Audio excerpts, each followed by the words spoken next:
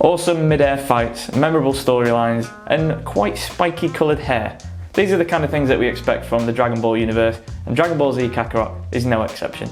I'm Sam from Fanatical, and today we're going to be talking about the new action RPG that's coming out on January 16th, 2020. You'll be pleased to know that the game's been created by Japanese developer CyberConnect 2. Now, they've had a long history of anime-inspired games. Naruto Ultimate Ninja Storm is one of their many projects. Also, Bandai Namco, who've been publishing a Dragon Ball game since 1996. So it's a pretty long time. Now, Bandai's next game in the Dragon Ball universe is going to be more of an RPG rather than the arcade fighting style that we're used to.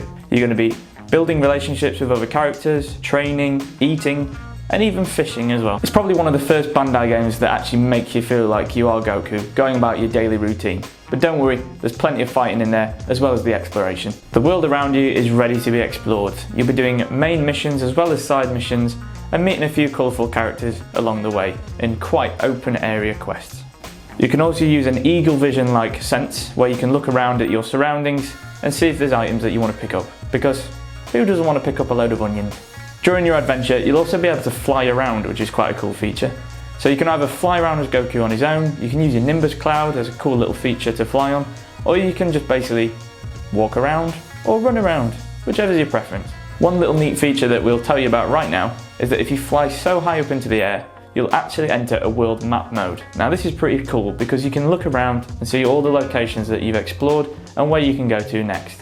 So once you've been flying around, you can head back down to Earth and go to the traders, grocers, and even go to training grounds to train on your skills. Because, you know, you've got to meet your supermarket requirements as well as kicking ass. Now, it wouldn't be a Dragon Ball game without awesome mid-air battles, epic over-the-top actions, and supernatural powers flying left, right, and centre. And that's just the way we like it. The battle arenas are quite vast, and it's all in a 3D environment similar to the Xenoverse series, so any players who've played those two games will feel right at home with this one. There's also destructible environments so you can smash your enemies through, and also you get to choose your character before the battle, but not in a way that you had with Dragon Ball FighterZ. There's not a roster, but still, there are some cool characters. Now in some cases you'll be battling multiple enemies at once, you'll also have allies to help you out in battle, and you'll get XP based on the ranking that you receive in each battle. Now depending on the enemy, whether it's a main character or a smaller thug, their health bar will vary with their difficulty. Now for instance, Raditz, your biological brother, Goku's brother, has 6 health bars. So keep fighting and don't finish until you actually see the word finish across the screen.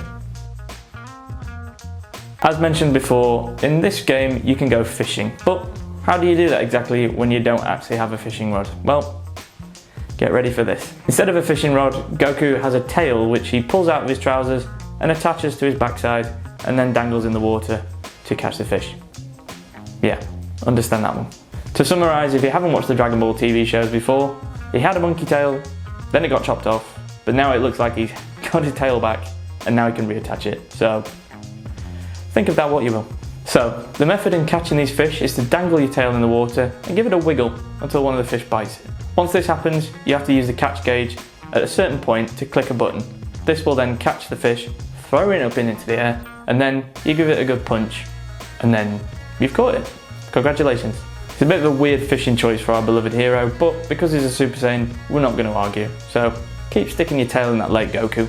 That doesn't sound right. If you decide that you want to go fishing with any other character apart from Goku, they will actually have a fishing rod, so no need to whip your tail out. Oh jeez, that sounds bad. So as this Dragon Ball game is an RPG, you'll be able to progress and upgrade your character through a range of training and missions.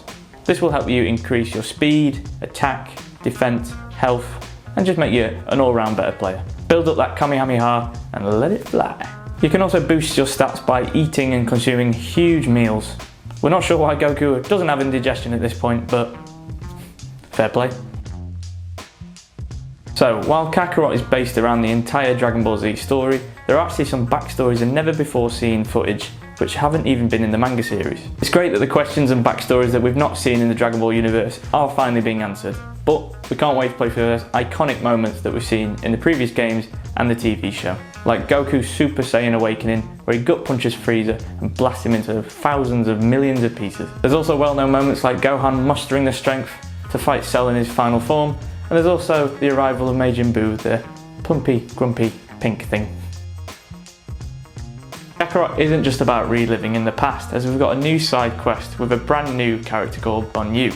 She's part of the Super Saiyan race. She also has a V-neck armour and a scouter, which is used by the Ginyu Force, and has a similar style to Veda's, who we've seen in Dragon Ball Super. There's little known information about Buu at the moment, but what we do know is she's part of the Frieza Force and used to be the 6th member of the Ginyu Force. Interesting fact for you here, her name actually means breast milk in Japanese, so yeah. We could make a joke there, but I think it's for the breast we don't. I mean best. Now, talk about a seal of approval. Dragon Ball creator Akira Toriyama has also given his thumbs up to the franchise and to this new upcoming action RPG. At the E3 event this year, he said, "This game brings the Dragon Ball universe to life, and I'm sure fans will truly be able to take a deep dive into the world. I hope you enjoy the game." So, if it's a thumbs up from him, it's a thumbs up from us. So, if you're intrigued to know more about Dragon Ball Z Kakarot and potentially play more, but what edition should you get? So as expected with the standard edition, you just get the base game. But if you opt for the deluxe edition, you're going to get some extra tasty treats. You get the cooking item that gives you bonus key attack and HP boosts. You'll also get the season pass, which includes 2 new episodes and a new story. But that's not all. You can also get the ultimate edition, which has got the base game, all of the above, plus 11 additional songs from the series and a Tao Pei Pei pillar, which, from the anime series, looks like something you can ride. Thanks for watching our Dragon Ball Z Kakarot preview. Let us know in the comments below what you think of the game and whether you'll be picking up in January. Don't forget to give us a like and subscribe on the YouTube channel, check us out on social media, and go and check some news out on the Fanatical blog. That's all for now guys, until next time, Kamehameha, bye!